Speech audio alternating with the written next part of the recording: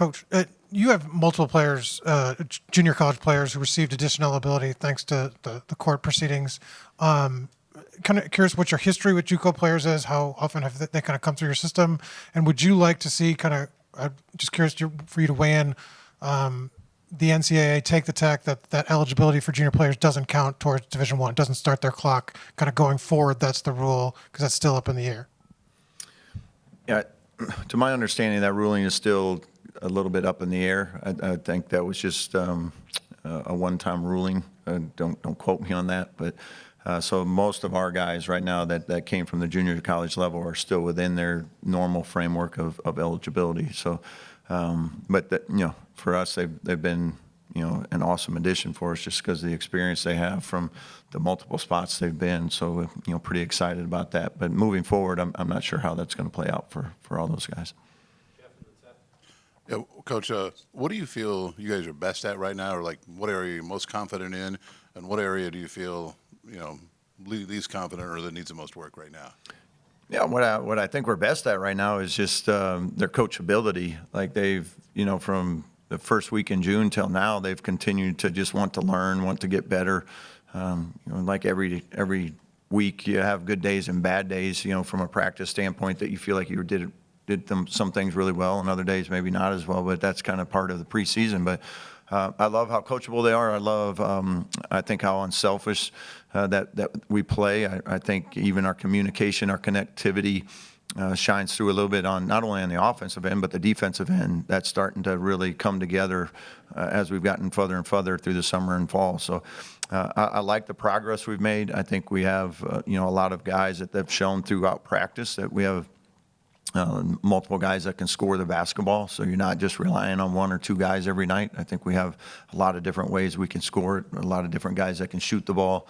So I'm excited about that piece. And then defensively, I like how they bring great enthusiasm and energy to the defensive end. So that's something that we have to be really good at to be good on the defensive side, because we're not going to be overly big and long and athletic. So we got to be very sound in what we do from a discipline standpoint, and then just be very aggressive in the way we approach it.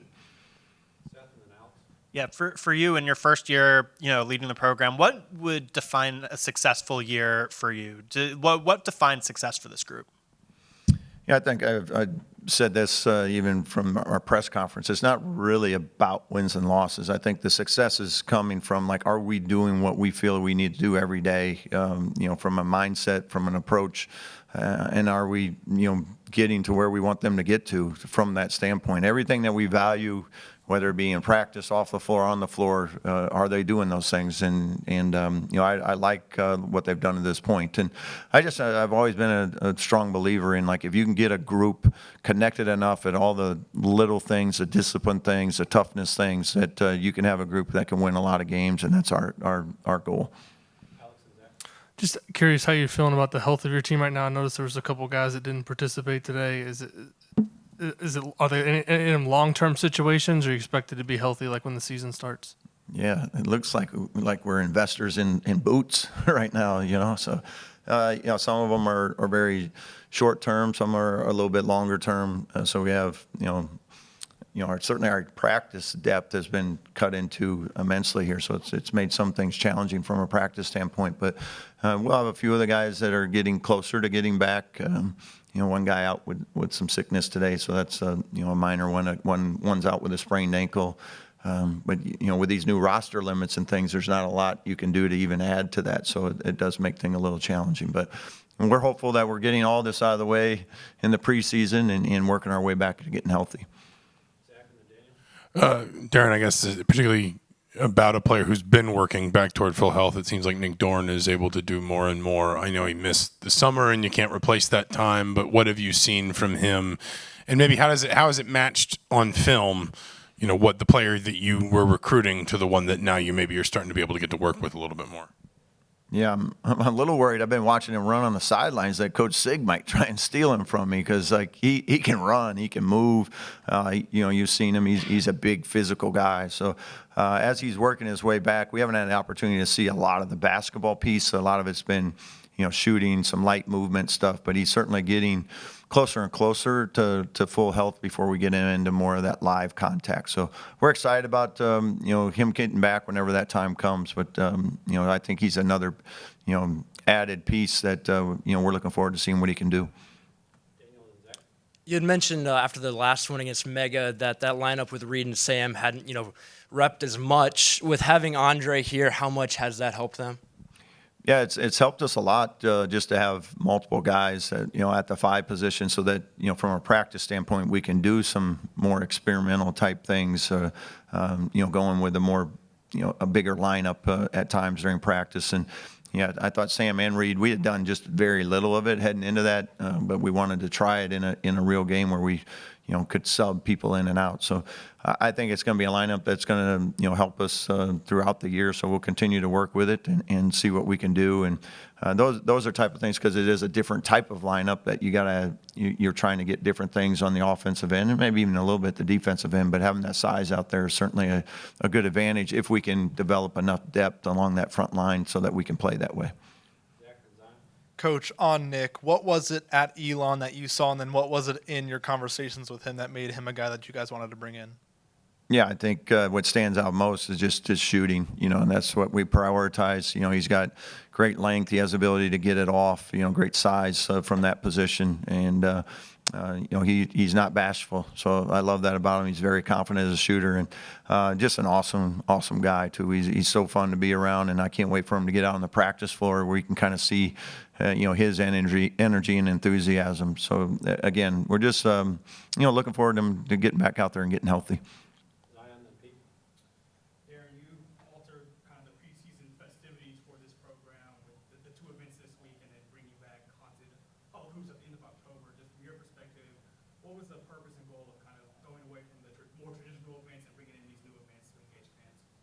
Yeah, I think some of it, we brought in a new one. We brought an old event back. I think from our standpoint, it was just we want to make sure that we're a big part of the community, big part of the campus. We want to give as many chances as we can to have those interactions, because I think we have a group that's fun to be around. They're a good group of guys, and we want people to be able to see them on a different level besides just on the basketball floor. So we've tried to get involved in as many community activities as we could, whether it be with youth or adults or whatever it might be, so that they get as many chances to see them on a more personal level. Coach, over here, I know he's a little bit banged up with Josh Harris. What do you expect from him? What can he bring to the team? Yeah, Josh brings some very good physicality for us. He works incredibly hard.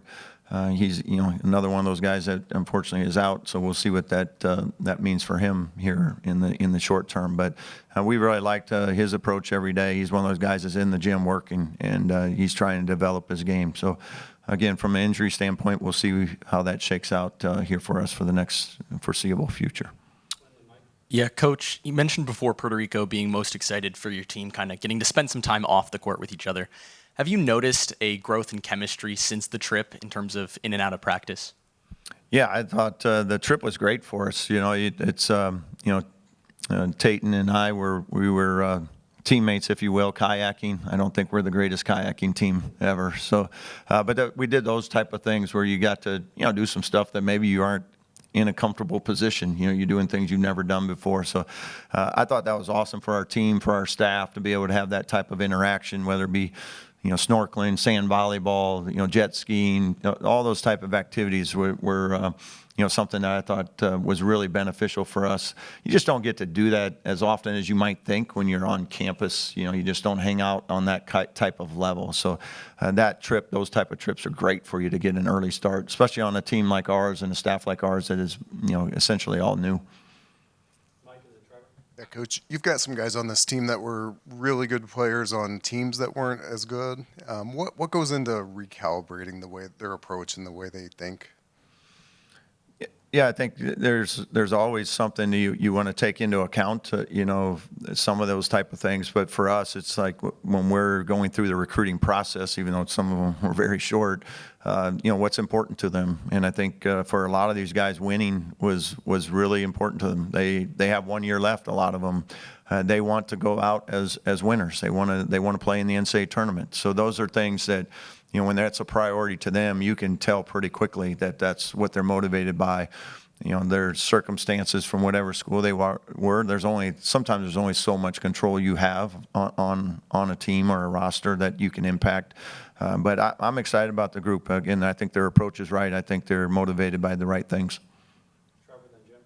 Yeah, Trent Sisley seems like he's in the mix for major minutes. What's he doing well right now, and what area does he need to kind of step up to get those meaningful minutes in the regular season? Yeah, I think Trent's doing really well for a freshman coming in. He's from the first week in June till now, he's continued to get better. He's coachable. I think he's becoming more confident in what he's doing and what we want him to do, and intermixing that together. That's always a hard transition coming out of high school. Is like, how do you fit into what the new team's doing, the speed, the physicality of the game.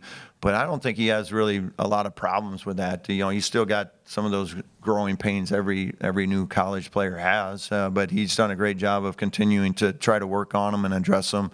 But I like for him, for this group, is he's not a guy that has to come on every night. We don't have to completely rely on him, but he's also, in terms of, like, he doesn't have to get us 20 every night, but he's also a guy that can. So that's what I think is critical for him. Is it nice to have the supporting cast he has around him, so he can continue to grow and do it at a rate that I think he can be very comfortable with. Darren, you brought an openness to this program that wasn't there before, and you touched on it a minute ago. But how important is it for you to do that? You've been kind enough to let us in twice, and thank you for that, by the way. It's invaluable. But you were at an event last night, so you're really making an effort to do that. Why is that so important?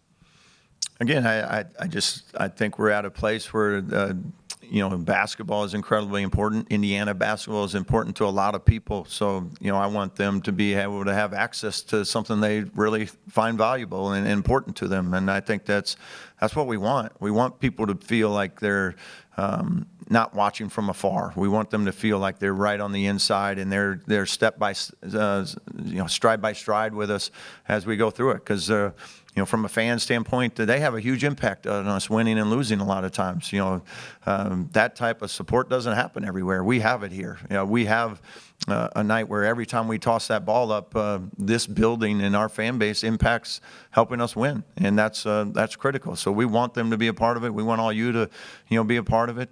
It's something that I'm sure you love covering, and I'm sure there's times you'll even have advice, and but that's okay. That's what people love this game. They love this game here at Indiana, and we do too. And we want everyone to feel a part of that.